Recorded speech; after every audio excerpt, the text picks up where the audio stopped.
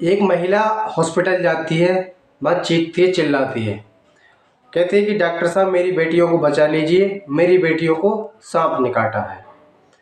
Doctor साहब तुरंत उनके पास जाते हैं और दोनों बच्चियों को आईसीयू में भर्ती करने के बाद उनका इलाज चालू कर देते हैं। काफ़ी मशक्क़त के बाद, काफ़ी कोशिश के बाद उन बच्चों को नहीं बचाया जा सकता है और उन लड़कियों की मौत हो जाती है। महिला वहाँ चीखती है, चिल्लाती है और ये मामला सीधा पुलिस से और पुलिस से सीधा अदालत चला जाता है।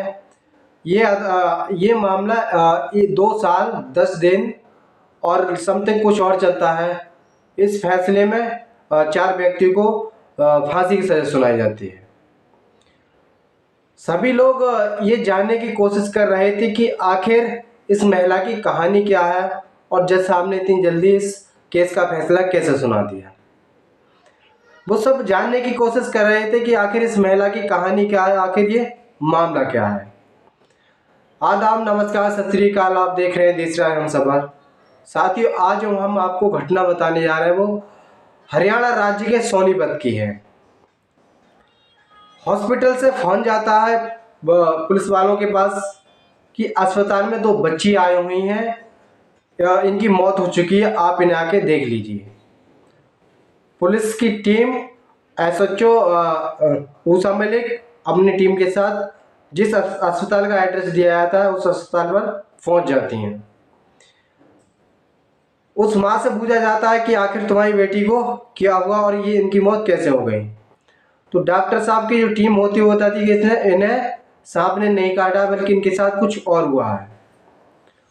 ऊषा मलिक की टीम बार बार उस महिला से पूछ रही थी कि आखिर क्या हुआ, तो वो बताती नहीं है, सिर्फ यही बताती कि मेरी बच्ची को और दोनों को रात्रि के समय में सांप ने काट लिया है। उधर इसकी जो इन दोनों बच्चियों की बॉडी पोस्टमार्टम के लिए भिजवा दिया जाता है। जब पोस्टमार्टम की रिपोर्ट आती है तो कुछ और ही खुलासा होता है। पोस्टमार्टम की रिपोर्ट में उनके साथ बलात्कार की पुष्टि होती है, वो भी बहुत घिनौनी तरीके से होती है। ये बात जब उस लेडी से पूछी जाती है तो बार बार वो यही बताती है कि इनके साथ रेप नहीं हुआ है बल्कि इन्हें सांप ने काटा है। ऊषा मलिक की जो टीम होती है वो बार बार उनसे पूछती है कि कहते कि चलो मान लेते हैं कि आपकी बेटी को सांप ने काटा है, तो आप हमें वो जगह बताइए जहां आपकी बेटी को सांप ने काटा है। ऊषा मलिक की टीम उस लेडी के साथ उसके घर पे जाती है। वहां देखा जाता तो वहां ऐसा कुछ नहीं नजर आता जैसे कि वो सांप नहीं काटी हो। बहुत कोशिश करने के बाद ऊषा मलिक जी उनसे पूछती हैं कि तुम्हें कुछ नहीं होगा, हम तुम्हें पूरी सुरक्षा देंगे, पूरी सिक्योरिटी देंगे, आप हमें बता दीजिए क्या हुआ। काफ़ी कोशिश करने के बाद में महिला टूट जाती है और वो सच्चाई बताने लगती है। ये महिला कहती कि हम दरअसल हम मूल रूप से बिहार के रहने वाले होते हैं।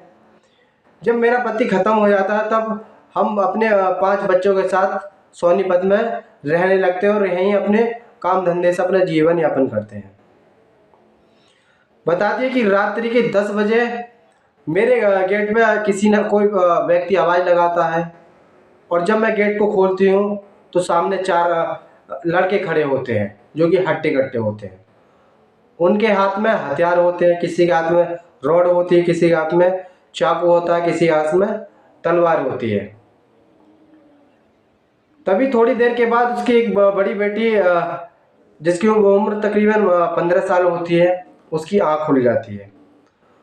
उन चारों में से एक लड़का जाता है, उसका मुंह दबा देता है। मुंह दबाने के बाद में जो पास में रखा होता है कीटनाशक वो उसके मुंह में उड़ेल देता है। ज़्यादा नहीं, थोड़ा बहुत उसके मुंह में चला जाता है। तभी उसकी दूसरी जो बेटी होती है 13 साल की, उस बेटी की भी आँख खुल जाती है। वो भी शोर मचाने की कोशिश करती है और जो तीसरा आदमी होता है वो उसका मुंह दबा देता है और उसके भी मुंह में कीटनाशक दवाई डाल देता है।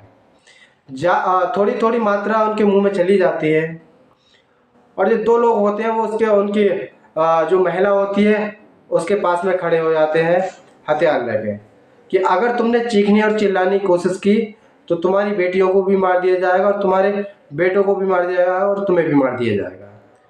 चुपचाप खड़ी रहो, जो हम कर रहे हैं वो हमें करने दो और शोर मचाने की बिल्कुल कोशिश मत करना। वो दरिंदे दोनों बेटियों से उनके साथ बलात्कार करते हैं और जब तक करते हैं तब तक उनका मन नहीं भर जाता। वो तकरीबन 4 से 6 घंटे लगातार उन बेटियों के साथ में बलात्कार करते हैं।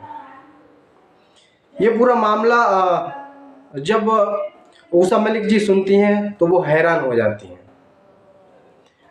वो महिला को ये सब मामला वहीं अस्पताल में बताया जा रहा होता है और जो दरिंदे होते हैं वो भी बिहार के ही होते हैं और लगातार उस महिला के आसपास ही रहते हैं। वो जाते हैं पास में, उसके कहते हैं कि कुछ नहीं बता मत देना वरना तुम्हारे जो बेटे हैं उन्हें मार दिया जाएगा। जहाँ जो मामला होता है हॉस्पिटल में उसके इर्द गिर्द ये चारों घूम रहे होते हैं। जिस जगह रह रहे होते हैं वो टोटल एरिया मजदूरों की होती है, जहाँ सभी लोग किराए पर रहते हैं। सभी लोगों को बुला लिया जाता है एक ग्राउंड में, तभी उनसे पूछताछ सभी को वो महिलाओं को दिखाए जाते हैं, तब उन 4 लोगों को पहचान लेती है। चारों लोगों को गिरफ्तार करने के बाद उनकी बहुत पिटाई करती है। पिटाई करने के बाद उन्हें अदालत में पेश करती है। अदालत ने इन्हें चारों को फांसी की सजा सुनाती है। और जो चारों जो लोग होते हैं ये मूलतः बिहार के ही रहने वाले होते हैं और चारों ही शादीशुदा होते हैं। जज साहब ने इन्हें फांसी की सजा ये सुनाई कि जब तक ये मर ना जाए तब तक इन्हें फांसी से उतारा नहीं जाए। साथियों, आज भी हमारे समाज में ऐसे दरिंदे हैं कि जो दूसरी की बहन बेटियों को उस नज़र से देखते हैं जो कि उन्हें नहीं देखना चाहिए। कहानी को सुनाने का मतलब किसी को परेशान करना नहीं है। कहानी को सुनाने का मतलब किसी का दिल दुखाना नहीं है। कहानी को सुनाने का मतलब आपको सजग करना है, आपको जागरूक करना है। आप कहीं भी रहें, सुरक्षित रहें, सावधान रहें, अपना और अपने परिवार वालों का ध्यान रखें और देखते रहें दिस इज हमसफर। सबक एक को सीख हम सबको। जय हिंद, जय भारत।